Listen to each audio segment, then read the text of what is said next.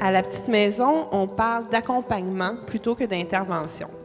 Donc, nous sommes accompagnatrices. Pourquoi on utilise accompagnatrice plutôt qu'intervenante? C'est dans notre approche qui fait que c'est différent.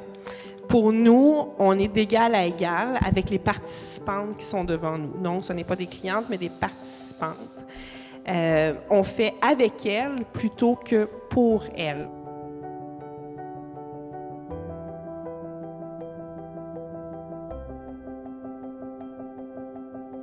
Petite maison, c'est un organisme, oui, communautaire, mais on dit beaucoup plus c'est un lieu de vie pour les femmes monoparentales. Donc, en fait, notre rôle, c'est vraiment d'offrir des services d'accompagnement.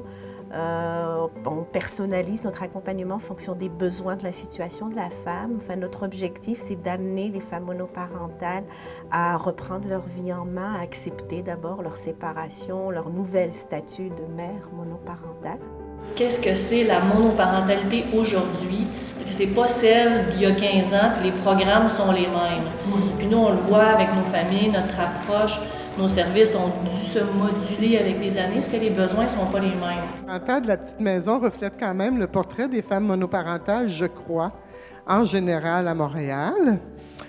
Elles vivent des moments de transition, qu'on a parlé tantôt, qui les mettent effectivement en situation où ils vivent plus une grande pauvreté et des difficultés, mais ce n'est que temporaire. Et nous, on le voit auprès de nos femmes que ce n'est que temporaire. Ouais, on essaye, mon rôle en communication, d'essayer de faire connaître la petite maison par d'autres organismes, entre autres la journée du 16 mars. Donc, on s'est dit, OK, on va faire une journée où on va rassembler tous les intervenants autour de la famille et de la monoparentalité pour partager, pour nous donner notre expertise et puis aussi pour qu'eux aussi, on voit où est-ce qu'ils en sont, puis qu'on essaye un peu, pas de capitaliser nos savoirs en une journée, mais au moins, à travers ce partage, voir où on en est. On est venu d'abord ici pour fêter le 40e anniversaire de la Petite Maison de la Miséricorde.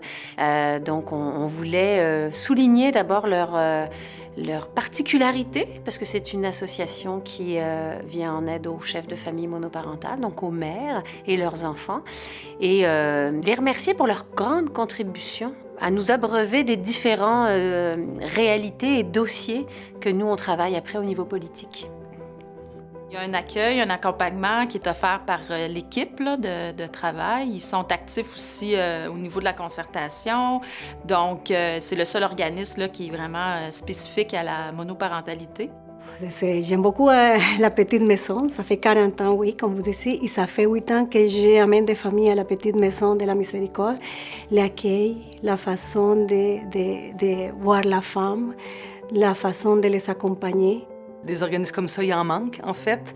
Il devrait en avoir plus. Je leur lève mon chapeau, surtout aux mères, aux familles, et surtout à cet organisme-là qui, je pense, qui est essentiel pour l'entièreté de l'île de Montréal, en fait. Ce qui est ressorti beaucoup pendant la journée, l'ambiance, puis la bonne humeur, mais de tout le monde, puis à quel point tous les invités aussi étaient honorés d'être là, qui étaient contents. En tout cas, Isabelle, ça nous a fait plaisir de te rencontrer. Ça vraiment, je te remercie d'avoir pris du temps pour nous. Tu n'as pas idée, Nicole, dans quoi on s'embarque, là. Parfaite, hein? Ah, mais elle est parfaite, par exemple. Elle est parfaite. Ça, je pense que les mises en scène, c'était bien aussi parce que justement, les femmes étaient là pour montrer pourquoi elles sont bien à la petite maison.